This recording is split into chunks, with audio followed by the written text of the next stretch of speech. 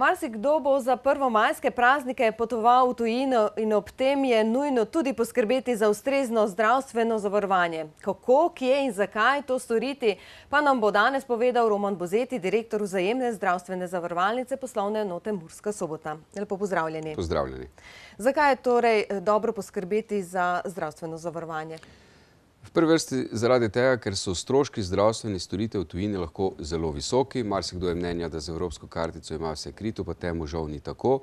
Zavarovanje tujina, to je naše komercialno zavarovanje, pa predstavlja celovito asistenco in dodatno varnost na poti v tujini. Torej, če že gremo v tujino, pojdemo tako, da nas res ne bo skrbelo, kaj in kako, če zbolimo ali se poškodujemo.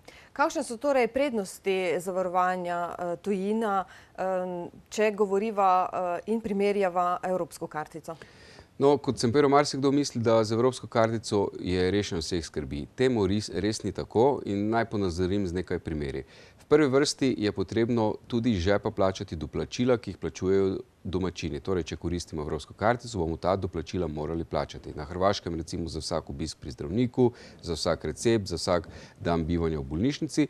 Z zavarovanjem tujina tega ni potrebno doplačati, ker je to že v zavarovanju pokrito. Poleg tega marsikatera storitev ni vključena v obvezno zavarovanje neke države, kamor se pač napotimo, kar pomeni, da jo tudi evropska kartica ne pokriva. Primer je recimo v Avstriji ni krit prevoz poškodovanega, obolelega posameznika z gora.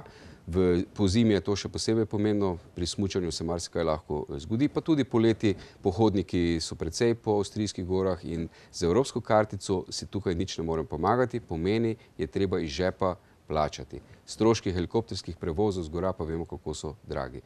Poleg tega evropsko kartico lahko koristimo samo v javnih ustanovah, naše zavarovanje tujina pa pokriva tako pri javnih ustanovah zdravstvenih, kot tudi pri zasebnikih. Je pa še en cel nabor širših kritij zavarovanja tujina, ki res lahko pridejo zelo prav.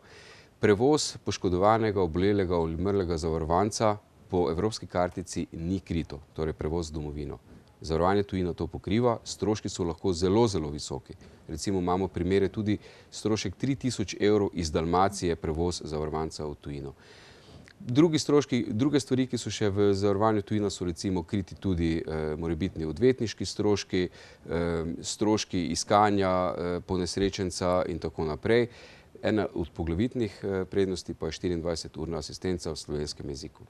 To zavarovanje tujina ima torej veliko prednosti, lahko tako rečemo.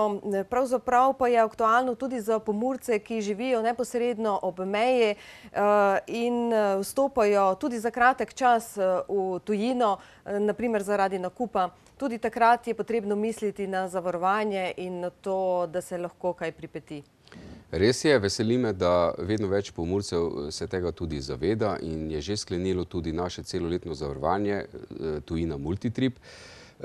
Res je, ko greš v tujino, ne glede na to, ali greš na dopust za 2 tedna ali pa samo na kratek obisk zaradi nakupa v Avstriji, se lahko kaj pripeti.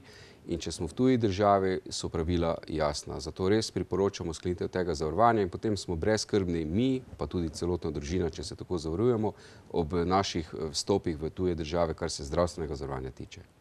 Hvala lepa za vse informacije in obisk v našem studiu. Prosim.